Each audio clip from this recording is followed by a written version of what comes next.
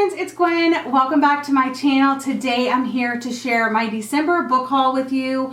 I wanted to move in front of my Christmas tree here because so many of the books that I got this month were sent to me for Christmas from you. And it just touches my heart so much. It means the world to me that we have developed these relationships and friendships online through my book club and through YouTube and Instagram. It literally means the world to me. So thank you so much for thinking of me this holiday season. Go ahead and jump into the book haul. I have a couple of different categories to talk to you about. I thought I could break it up by genre as much as I possibly could, and then you could skip around and watch the different portions that you're interested in. Maybe you want to watch the whole thing, that's fine too. But I thought if you're not interested in romance, you can just skip that section. You know what I'm saying? We're going to go through the thrillers first. The first one on the stack is the third book in the Good Girl's Guide to Murder trilogy by Holly Jackson. This is As Good as Dead by Holly Jackson, the third in the trilogy. I am so excited. The cover is very shiny because it has like this duct tape on the front and it's kind of raised and shiny and it has like texture and stuff.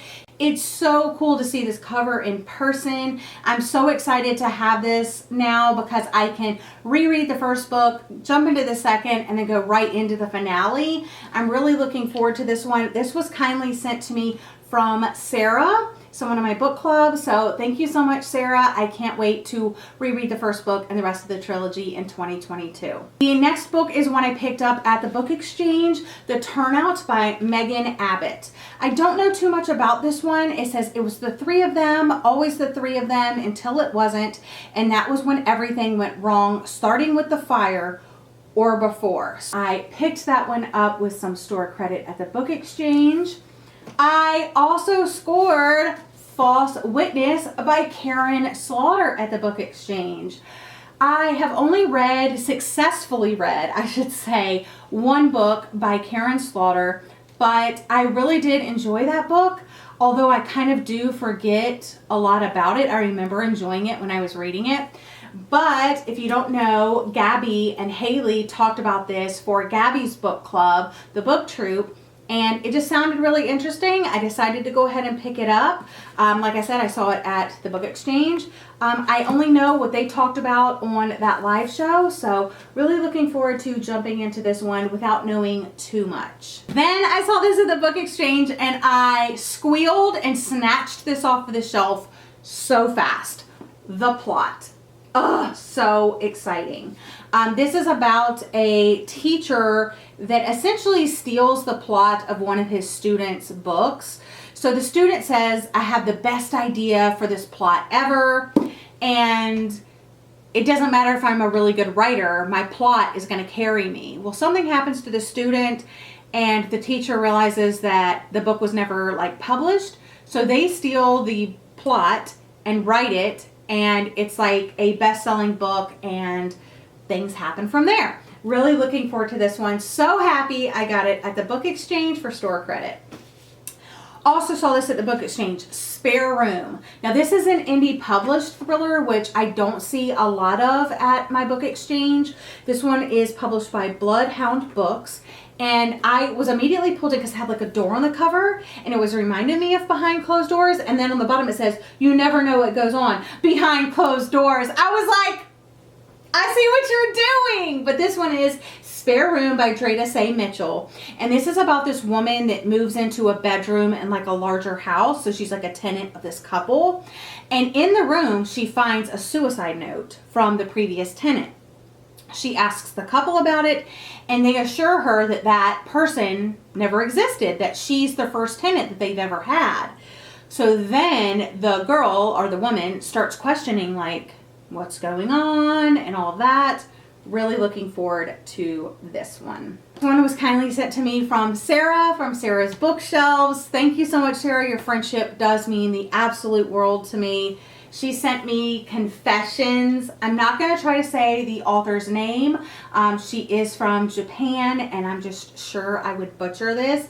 This is super popular in Japan, and it's also super popular here in the US. This is a short little thriller novel that I'm so excited to start.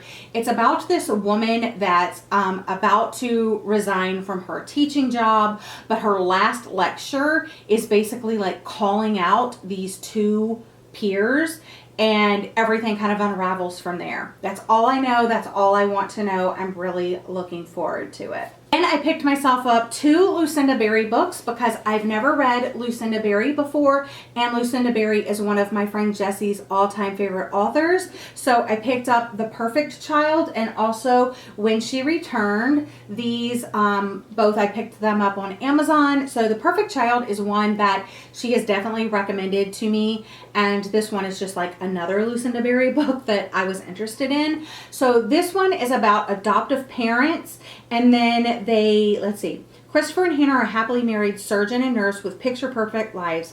All that's missing is a child. When Janie, an abandoned 6-year-old, turns up at their hospital, Christopher forms an instant connection with her, and he convinces Hannah that they should take her home as their own. And things unravel from there. I've heard it's electrifying, atmospheric, dark, and I'm really looking forward to it. And then I got When She Returned, which pulled me in with the cult little tagline here. Kate Bennett vanished from a parking lot 11 years ago, leaving behind her husband and young daughter. When she shows up at a Montana gas station, clutching an infant and screaming for help, investigators believe she may have been abducted by a cult. So looking forward to this. Hoping to do an author taste test of Lucinda Berry with these 2 books. Let me know if you are interested in that down in the comment section down below. And the last thriller was my book of the month pick, A Flicker in the Dark by Stacy Willingham. And I didn't honestly know too much about this. I did see this on a lot of people's most anticipated books of the year list. It wasn't mine. I had never heard of this author, so I wasn't really looking forward to it. But when I read it as one of the picks on Book of the Month, I was like, okay, that sounds good. When Chloe Davis was 12, 6 teenage girls went missing in her small Louisiana town. By the end of the summer, her own father had confessed to the crimes and was put away for life, leaving Chloe and the rest of her family to grapple with the truth and try to move forward while dealing with the aftermath. Now, 20 years later, Chloe is a psychologist in Baton Rouge and getting ready for her wedding. While she finally has a fragile grasp on the happiness she's worked so hard to achieve, she sometimes feels as out of control of her own life as the troubled teens who are her patients. And now a local teenage girl goes missing, and then that terrifying summer comes crashing back. Is she paranoid, seeing parallels from her past, or are they actually there? Now, I haven't heard too many good things about this, but one of my friends that I've been watching recently, Ashley, she said it wasn't as bad as everybody was saying. So that gave me hope, Ashley. Thank you so much. All right, so those are the thrillers I got. Next, I thought we could jump into a few horror books that I got. So I got 4 horror books, and I'm so excited because all of these books came from you guys. Thank you so much. The first one, Out Behind the Barn, is a 100-page novella published by Shadowwork Publishing. And this was sent to me by my friend Jasmine in my book club. I actually took this with me to my parents' house and I read 18 pages. I even like dog-eared the page. So I only made it 18 pages on my trip to see my parents, but so far I'm really liking it. It should go really fast because it is only 100 pages. It seems like it's going to follow these 2 boys that are staying with this lady named Miss Maggie, and she, at the very beginning, I guess, has this canvas wrapped parcel and there's a dead body inside, and it just kind of takes off from there. Don't know too much, don't want to know too much. It's only 100 pages. The Nightmare Room, the first book in the Messy Man series by Chris Swarenson, and this is a haunted house type story. I got this from my friend Angel. Thank you so much. It's about an audiobook narrator, Peter, and his wife Hannah move back to his hometown to help his ailing father and to put a recent tragedy behind them. And so it's like this small Midwestern town, but they soon learn that evil currents flow beneath the surface of this town. And it's like a farmhouse on the outskirts of town. I mean, come on, that sounds so creepy. My friend Sharon sent me this one. So excited about it. This is Darcy Coates's The Haunting of Blackwood House. Another haunted house story that sounds so good. As the daughter of spiritualist, Mara's childhood was filled with seances and scam mediums. Now she's ready to start over with her fiance Neil, far away from the superstition she's learned to loathe, but her past isn't willing to let her go so easily, and neither is Blackwood House. And the last one. This is a moment, you guys. I got this from Marcy Reads, and this is such a full circle moment for me because Marcy talked about this on one of her wrap-ups, and from that wrap-up I immediately added it to my wish list because I was like, oh my gosh, that sounds freaking amazing. And as you guys know, I was trying to explore horror more this year. Well, not only did she recommend it in that, her wrap up, but then she did a recommendations video and she talked about this book. Then she came on my podcast and recommended another book by this author, and I was like, but what's that other book by that author that you always talk about? And she said this one, and then she got it for me for Christmas. On to see The Riverman by Christopher Triani. Oh my gosh, you guys, I actually started reading this the day it came into the mail. I am so excited about this. It's another short one, so it's a little novella. This one is published by Grindhouse. It's superfans, groupies, stalkers. These people will give anything for the idols they worship, be they rock stars, actors, or authors, or even serial killers. Lori's obsession is with Edmund Cox, who was convicted of butchering more than 20 women. She will do anything to get close to him, so when he gives her a task, she accepts. So she's been going to see this guy, he gives her a task, she accepts, she has to go retrieve something and take it to the Riverman. That's all I know. I just heard her pitch. And it sounds amazing, and I'm so excited. Thank you so much, Marcy. I'm so excited to have this in my collection, especially because the person that recommended the book to me unknowingly is the reason why I put it on my wish list. That was just such a special moment. Next up, let's jump into romance. You Lucky Dog by Julia London was procured at the book exchange. This is about two dog owners that have a dog walker, and when the dog walker brings their dogs back, she gave them the wrong dog because they both have basset hounds that look really similar, but the dog's personality and the owner's personality are obviously very different. Reconnecting the dog with the correct owner, and it's going to be a love story. And I love animals, as you guys know, and I know there's going to be no bad animal scenes in this book, and it's going to be a rom-com. I'm so excited. I also picked up Accidentally Engaged by Farrah Heron. I haven't quite read anything by her yet, but I'm excited to give this one a go.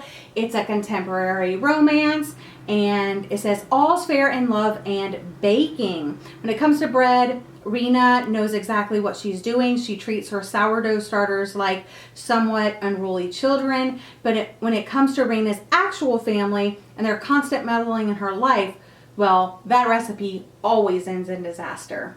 And my friend Angela sent me the fourth book in the Bergman Brothers series. This series is about a set of brothers. I think there's 3 of them, and just their different love stories and stuff like that. So this one, it says, cozy up for a heartfelt, humorous, sizzling slow burn in this marriage of convenience romance about finding love and home in the most unlikely of places. Animals on the front. He's grumpy. I think she's sunshine. Really looking forward to this. All right, this one was sent to me from my friend Richie from Bookishly Richie here on YouTube. Confessions of a Serious Bookseller. This one is like You've Got Mail, and I am so excited. I love those old classic Tom Hanks, Meg Ryan movies, Sleepless in Seattle, You've Got Mail, all of those. This is it's You've Got Mail. All right, I had to change my battery, so I really am not sure where the last place I left off. Hopefully with the book I was talking about. This is told completely with online reviews, text, journal entries, emails, tweets, all of that. I absolutely am so excited for this. Fawn Birchhill, who knows that her used bookstore is the heart of West Philadelphia, a cornerstone of culture for a community that for the past 20 years has found the quirkiness absolutely charming. When an amicable young indie bookseller invades her block, Fawn is convinced that his cushy couches, impressive selection, coffee bar, and knowledgeable staff are a neighborhood blight. Misguided, yet blindly resilient, Fawn readies for battle. Oh my gosh, does that not sound so cute, you guys? Next up is a book that was sent to me from my book club for winning an event back in October, The Invisible Husband of Frick Island by Colleen Oakley. I have never heard anybody talk about this other than the ladies on this bookish podcast that I listen to. They talked about this and I was like, that literally sounds so interesting. And I put it on my wish list and I'm so happy I have it. This is about a woman that lives on Frick Island. It's a tiny remote town smack in the middle of the Chesapeake Bay, whose husband Tom is dead. His crab boat capsized and his body was never recovered. And how does Piper handle that? She was rocked to the core, but did something very, very peculiar. She carried on as if he were right there beside her. He's still alive and he's right there. She makes his breakfast. She walks him to the docks each morning, and they have a standard weekly dinner date at the One-Eyed Crab, and she still goes there. And all of the townspeople go along with this for Piper. And then a journalist comes to town to cover this annual cakewalk fundraiser that the town does. And he notices that the whole town is in on this person being alive that is not alive. So they cover the cakewalk and then they come back to kind of investigate this case. And they're hoping that that's their big break. And it says that Colleen Oakley delivers an unforgettable love story about an eccentric community, a grieving widow, and an outsider who slowly learns that sometimes faith is more important than facts. I have no idea what direction this is going to go in. Is she going to fall in love with a journalist? Is her husband really alive because they just never found his body? Is it magical realism? Is it contemporary? I literally have no idea, but I am so excited to find out. The books that I got myself from Target: The Road Trip by Beth O'Leary. I loved The Flat Chair by Beth O'Leary. This is her newest release, I believe. I also picked up The Switch earlier this year, so I'm hoping to read both of these in the new year. This one is about two exes reach a new level of awkward when forced to take a road trip together in this endearing and humorous novel by the best-selling author of the international bestseller, The Flat Chair. It says, what if the end of the road is just the beginning? And I also picked up Tracy Graves' new book, Heard It in a Love Song. I have a love-hate relationship with Tracy Graves, as you guys know. Absolutely loved On the Island and Uncharted. Did not really like Since You Knew Him, Since He Knew You. I don't know, whatever that is. This cover is stunning though, and I'm really excited to give it a go. A love song of a story about starting over and second chances. Love doesn't always wait until you're ready. Layla Hildy is 35 and recently divorced. Struggling to break free of her past, her glory days as the lead singer in a band, and a 10-year marriage to a man who never put her first, Layla's newfound independence feels a lot like loneliness. And there's Josh, the single dad whose daughter attends the elementary school where Layla teaches music. Recently separated, he's still processing the end of his 20-year marriage to his high school sweetheart. He chats with Layla every morning at school and finds himself thinking about her more and more. Equally cautious and confused about dating in a world that favors apps over meeting organically, Layla and Josh decide to be friends with the potential for something more. Sounds sensible and way too simple, but when two people are on the rebound, is it heartbreak or happiness that's a love song away? Those are the romance books. I have 3 more categories, but there's not that many books in them. I'm going to talk about the Christmassy ones that I got, because I got some more Christmas holiday books, and I'm saving these for next year. So the first one I picked up myself from the Book Exchange.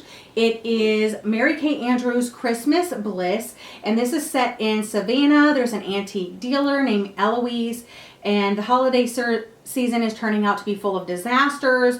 Her wedding to her longtime love Daniel is fast approaching, and he's working as the guest chef at a New York restaurant while she's trying to temper the extravagant tastes of her good friends turned wedding planners, Cookie and Manny. Meanwhile, her best friend and maid of honor, gbshortcake, is due to give birth any day. So it looks like it's going to be quirky characters, hijinks ensue, and I'm all about that. And I got Kiss the Girl by Melly Jacobson from Lacey. Absolutely love this cover, and we were both saying that it reminds us of The Little Mermaid because kiss the girl. Not even fake dating, the hottest teacher in town can convince Grace to date a small town guy for real. A friend of my book club, Teresa, sent me The Holiday X-Files by Jennifer Peel. This one sounds very interesting, very different. This lady used to be obsessed with Christmas, but then she called her husband under the Christmas tree with another woman, and it did some kind of thing to her. And she digitally cropped him out of all of their wedding photos and posted them online. It went viral, and now she has a business doing this. It's a new business called The Holiday X-Files, where she helps other jilted partners. Absolutely sounds so exciting. And the last holiday-ish one is A Cross-Country Christmas by Courtney Walsh. This was sent to me from my friend Danielle, and this one, again, cross-country road trip during Christmas, sounds so great. Lauren Richardson isn't a fan of Christmas, which is why she rarely makes the trip home to the Midwest for the holidays, but her brother and his wife are expecting a baby, so he arranges for his friend Will to take her to them for the holidays. And she has a fear of flying, so she's stuck in the car with him from California to Illinois, and he's flirty and spontaneous, and she doesn't really like change. He's trying to prove her and himself that he's changed, and on this cross-country road trip, they'll both discover that history doesn't exactly repeat itself, but like any good Christmas carol, it does have a second verse. So excited. Thank you so much, Danielle. Few more, promise you. We're almost at the end. I'm just going to quickly point out that I picked up 5 of the Aunt Dimity Cozy Mysteries. These were all at the Book Exchange, and the cover, this one in particular, drew me in, so I decided to go ahead and pick up all 5 of these that were there. This one is Aunt Dimity and the Lost Prince by Nancy Atherton. This is the 18th book in the series. I also picked up Aunt Dimity and the Wishing Well. This is the 19th book in the series. Aunt Dimity and the Widow's Curse. This is number 22 in the series. Aunt Dimity and the King's Ransom, number 23 in the series. Aunt Dimity and the Heart of Gold, which is actually the holiday one. This is number 24 in the series. So I picked these up. It's the only 5 that the Book Exchange had on that day, but I'm definitely going to keep my eye out for more of these at the Book Exchange and thrift stores and stuff like that. I don't mind reading these out of order because I think that there's going to be different mysteries in every single one. And then there will be like a main character, of course. But really looking forward to these. Now, my last little stack is just kind of like an others stack. So the first one I got from my friend Melissa in my book club. She sent me Seance Tea Party, which is a graphic novel about a young girl that befriends a ghost. And of course the ghost doesn't age, but the girl does. And how does, like, what's that all about? But the artwork looks great. I cannot wait to read this. Cutest illustrations. I can't even. So looking forward to that one. Thank you so much. my other friend Danielle in my book club, and also like she's just a really good friend in real life. We've recorded on my podcast together. We hung out last summer. We're going to see each other in the new summer. She sent my husband a Christmas gift, you guys. It was so sweet. But she sent me a book, Beyond Belief by Jenna Miscavige Hill. My Secret Life Inside Scientology and My Harrowing Escape. I'm obsessed with learning and hearing stories about Scientology ever since the A&E documentary mini-series with Leah Remini. I recently read that Leah Remini book, and now I have this one. And if you don't know, the Church of Scientology's leader is David Miscavige, and Jenna Miscavige Hill is the niece of the leader. And it just basically tells her story. At 21, she made a daring break from Scientology. Now she speaks out about her life, the church, and her dramatic escape, piercing the veil of secrecy that has long shrouded this world. 2 more to go. This one I picked up, The Newcomer by Mary Kate Andrews. I got this at the book exchange.